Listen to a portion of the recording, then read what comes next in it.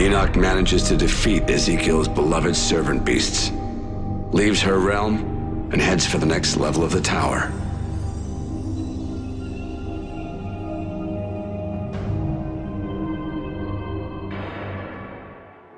Welcome back, everybody, to Let's Play El Shaddai.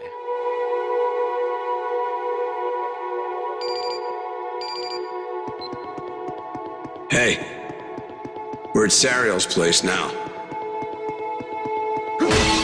He's having trouble figuring out which weapons to use. Yeah. Once he gets that straight, he'll be fine. Don't worry. All right, talk to you later.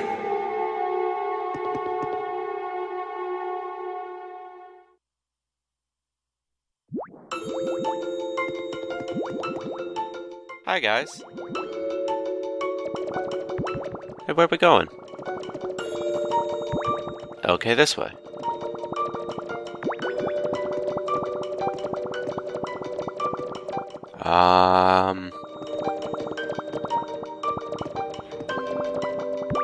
Okay, fuck this. I got places to be. So, welcome to Sariel's realm. Be careful. This is a largely platforming-based world.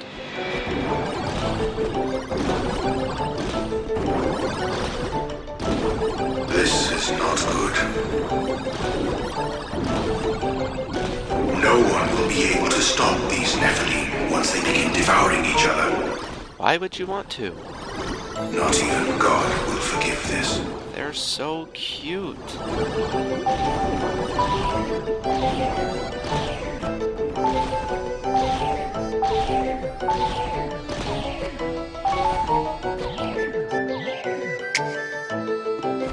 It really is best to take an arch into this world, but I need a veil for something later, so I'm gonna just keep it.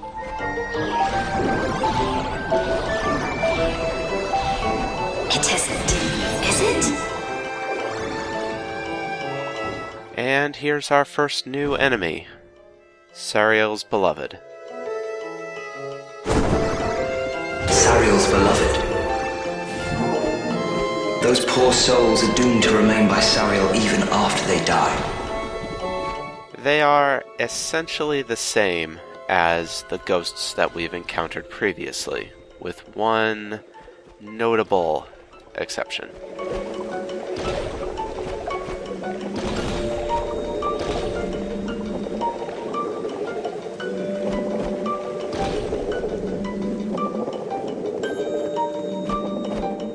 Is that?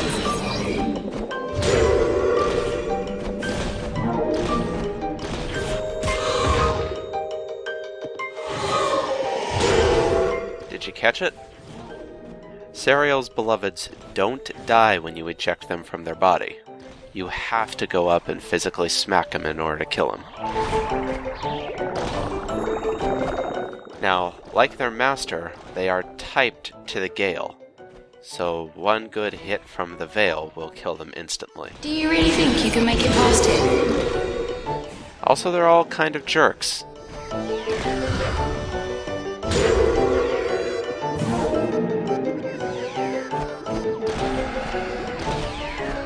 You don't know anything about this world.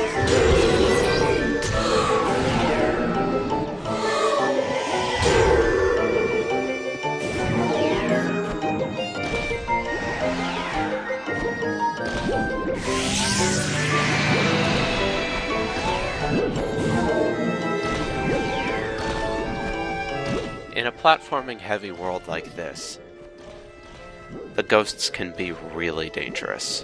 What a moron. Sometimes it's okay to ignore them, but sometimes it's not. Whoa, hey, what? No. You want more? Oh, it's you again. Alright then, round 3. And you still need to get your armor fixed.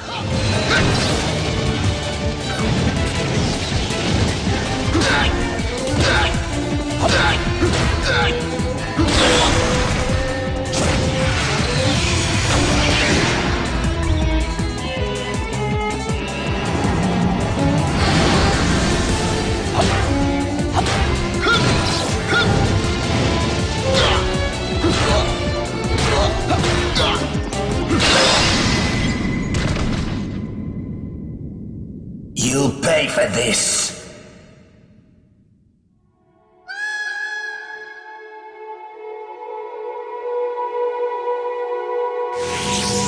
One of these days, we're gonna pin that guy down.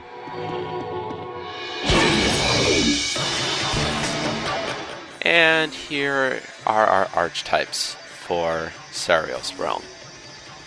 They fight essentially the same as the Ezecs from Ezekiel's world. A couple of minor differences. Now that we have a moment, I would like to talk about the life system in this game. Now, theoretically, you have infinite lives, and as you saw in my fight with the pigs, you don't necessarily revert to a checkpoint every time you die. Rather, every time your health hits 0, you go into the rapid-fire recovery that the game introduced at the very beginning, where you have to mash the jump, attack, guard, and purification buttons. Failure to get out of rapid-fire recovery properly is what will net you your game overs. The ease with which you can execute a recovery properly is determined by two factors: the difficulty of the playthrough and how many times you've already fallen down. The difficulty of the playthrough determines how much time you have to execute the recovery, with the easy mode giving you effectively endless time, and the secret extra difficulty giving you only enough time for 3, maybe 4 if you're really on the ball. The number of times that you've already gone down, on the other hand, determine how many button presses there must be, with more falls equaling more presses.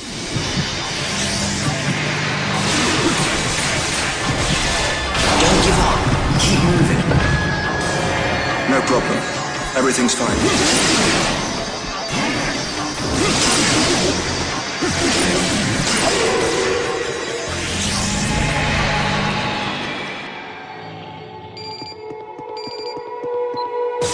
Hey, he's hanging in there. Yeah, because he has to think about which enemies to steal weapons from. Right. Catch you later.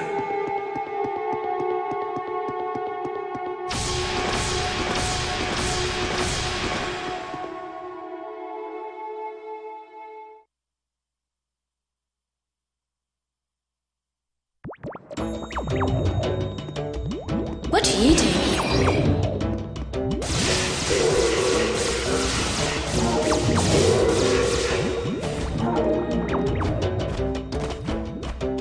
Judgment?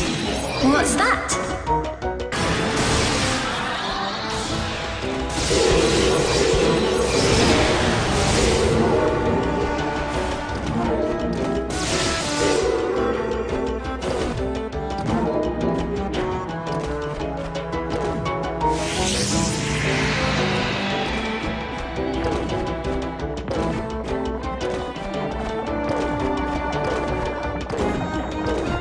Lots of small jumps are the way to go on most of these platforms. There is no time to stop.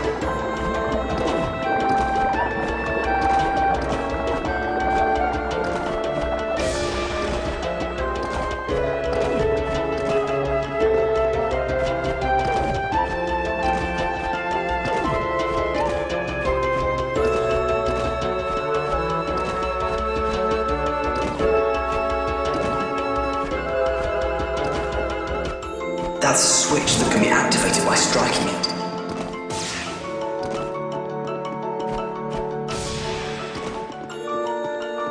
So this here is a silly little maze.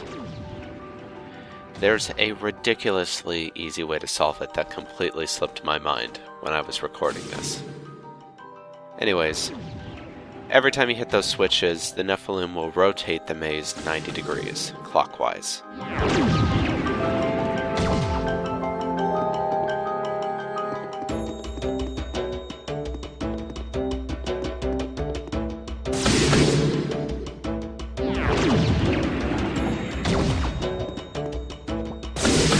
This can be a little bit tricky if you don't have the full layout of the maze in your head. But as I said, there's a really, really simple solution to this that I simply forgot about.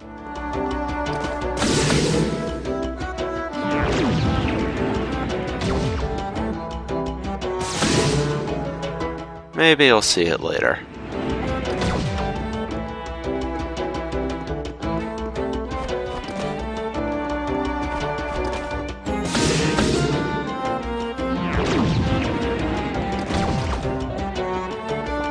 And as soon as you exit, the maze gets rotated so that you're not allowed back in. He's suicidal. What are you doing down there, buddy? Get out of there, you're gonna fall.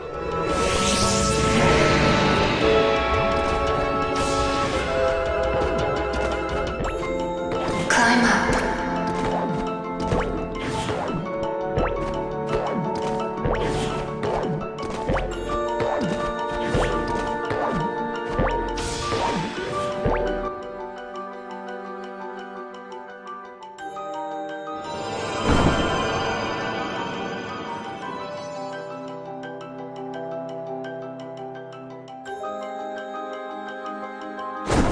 Only the darkest of words, like adorable and pudgy.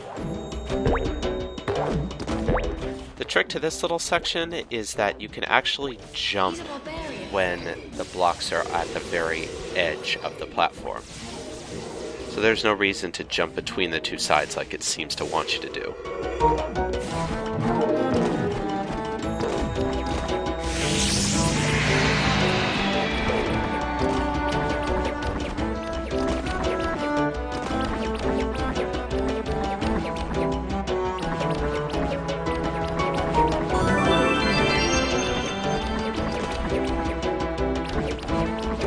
You know, watching these guys rain down, it's a little bit frightening when you realize that they're supposed to be the physical offspring of Sariel and human women.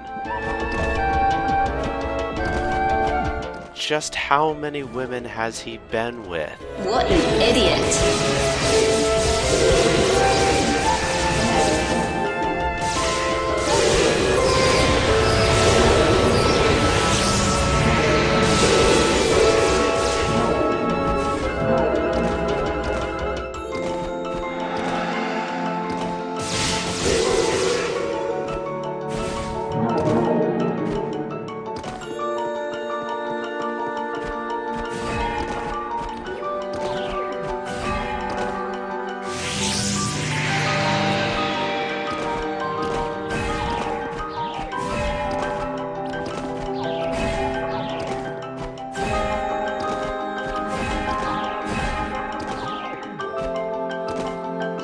Ah, not again.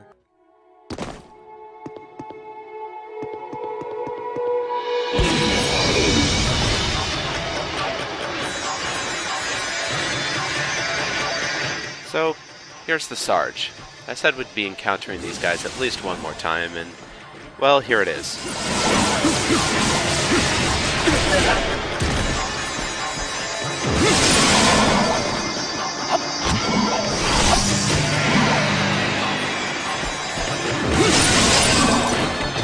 So now that we've got a veil type here, let's talk about the veil in depth a little bit more. One of the more interesting things about the veil is that it essentially renders Enoch into a turret. All horizontal movement completely stops as soon as you start attacking. This can make things a little bit dangerous, but thankfully the dash attack is really, really useful for bailing out of situations. Also, the guard on... I've been saying Veil this whole time. I'm sorry, the Gale. The guard on the Gale is really abysmal. It can essentially guard against nothing. Hey, I think the worst is behind us. Sure, we'll keep our guard up. Right. Talk to you later.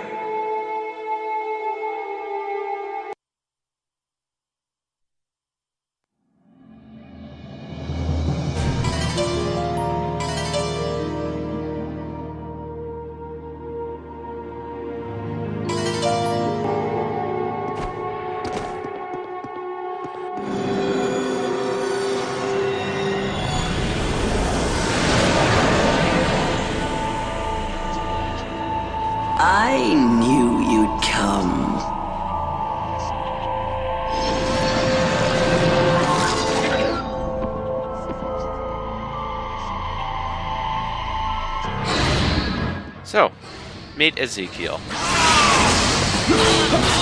Like the pigs, or perhaps the pigs are like her, she is Veil type, so it's best to come at her with the arch.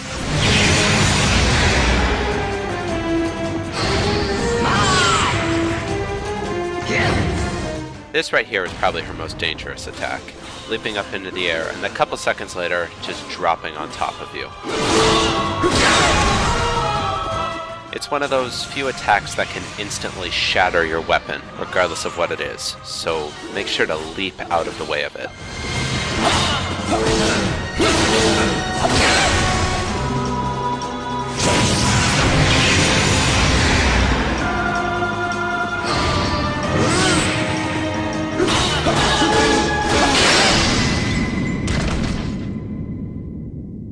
You're stronger than before.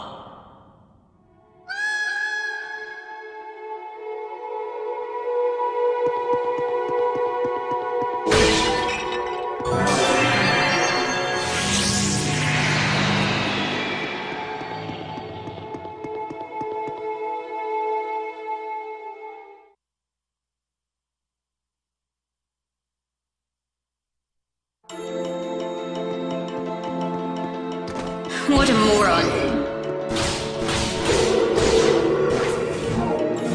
Are those bite marks? Is that the sun?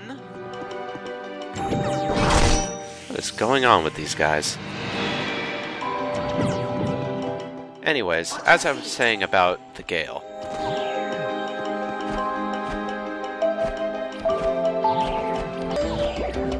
The Gale's guard is absolutely abysmal.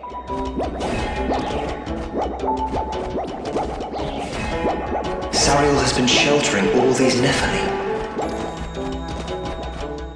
Even the most basic of attacks can pierce it or even outright shatter it. So it's best not to guard at all while carrying this weapon. Simply use the dash to avoid attacks. Oi! Hey! Get out of the foreground. Hurry.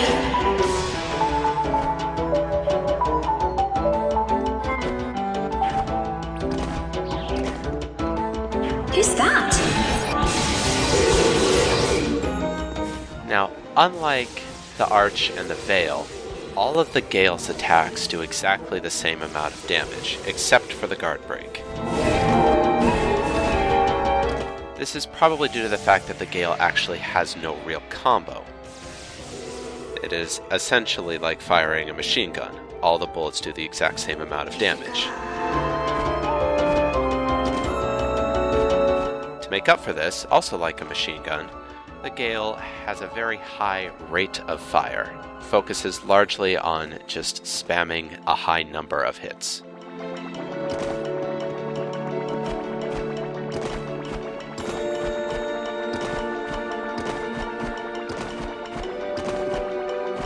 You're going to regret this.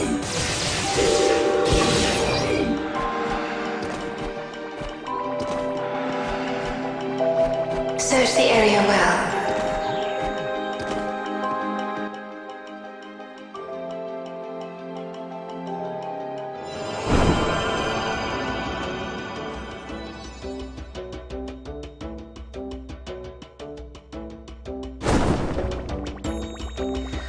Well, if they're all so great, why do they keep calling me names?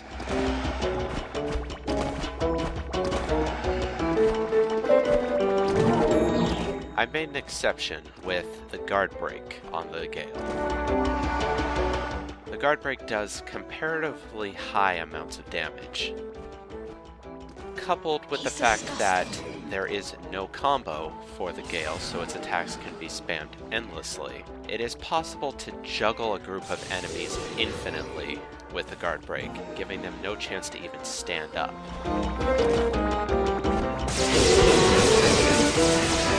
It's a pretty powerful trick to have, but it's also a bit dangerous, given how if you're not knocking down every enemy on screen at the same time, one of them will eventually get close to you and smack you around.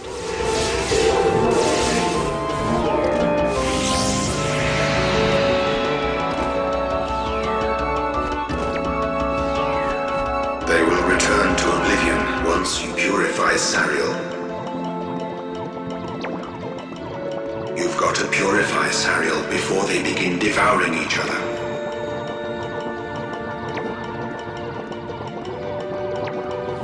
Where are we going, guys? A slide!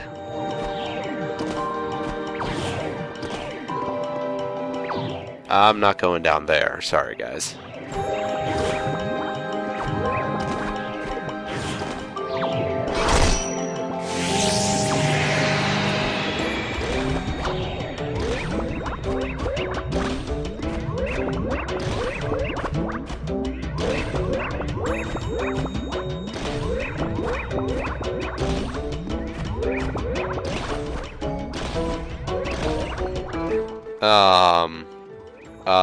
Do I have to? Okay.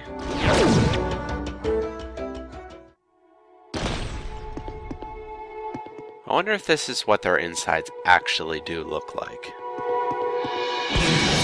I mean, yeesh.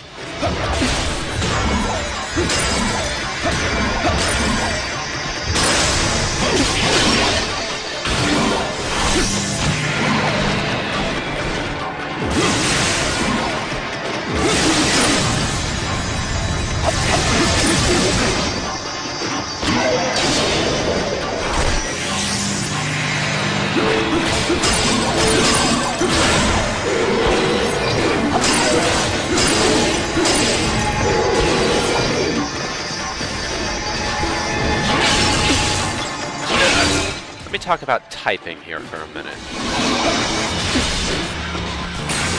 In terms of the strengths and weaknesses conveyed by the weapons, it is actually the act of holding a weapon that makes you that type, with the exception of certain enemies. Enemies that you have disarmed, as well as Enoch himself when he's barehanded, are untyped, and so deal and are dealt neutral damage. Don't give up. Keep moving. No problem. Everything's fine. When you have the winning weapon in the rock, paper, scissors circle, you both deal more damage and stun enemies easier for weapon stealing.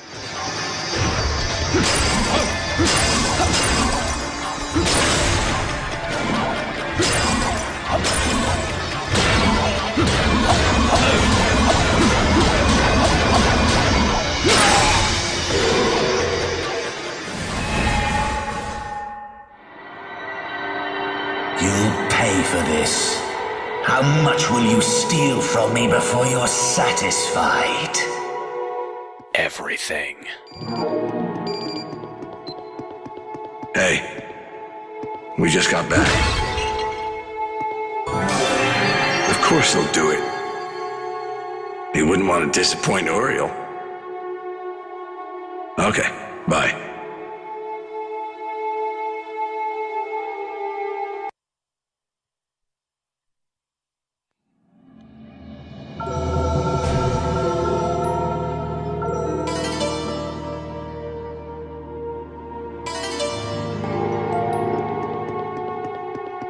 Now we're supposed to go up those stairs, but my secret senses are tingling.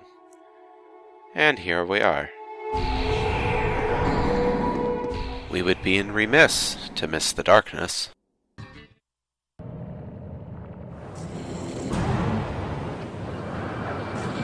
So here's kind of what I'm talking about when I say that finding the bones can be a bit tricky.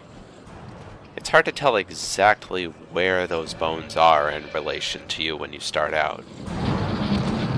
So it can really take some trial and error to track those things down.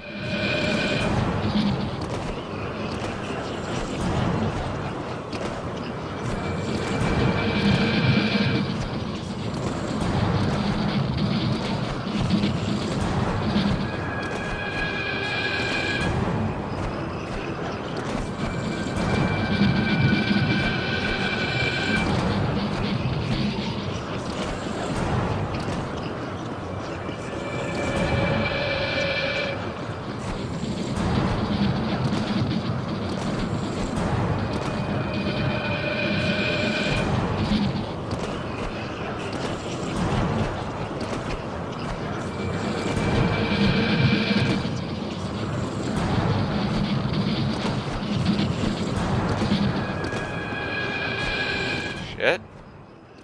That red light means that the darkness is way too close for you and you need to be getting upwards.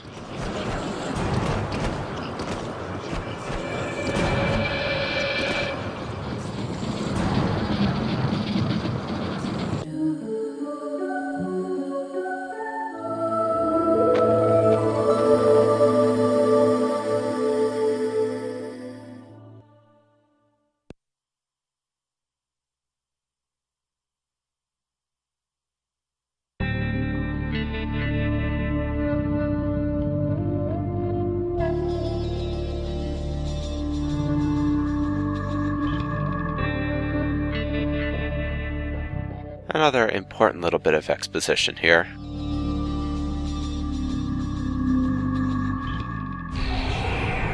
Well, that was a pretty abysmal failure.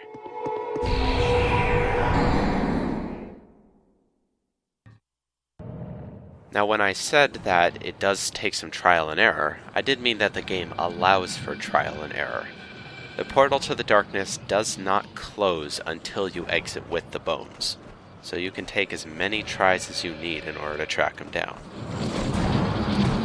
In the future, I'll be editing out all my failed attempts, and there will be many of them in certain later stages.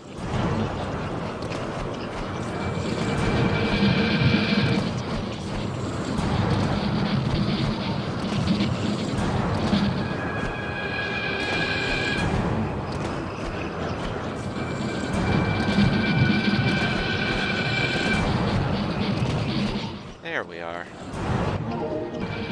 Take that, and something good might happen.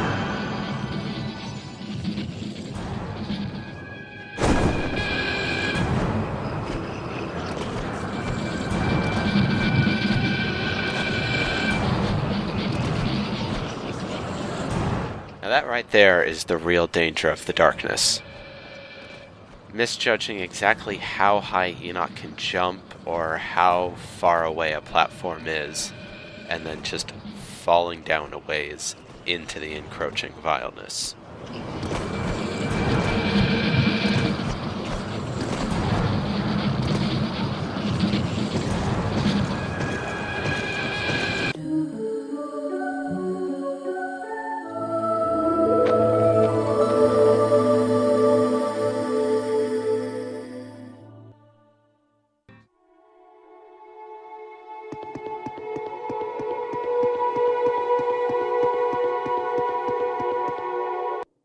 Thank you for joining me, everybody. Next time, we go deal with that bat.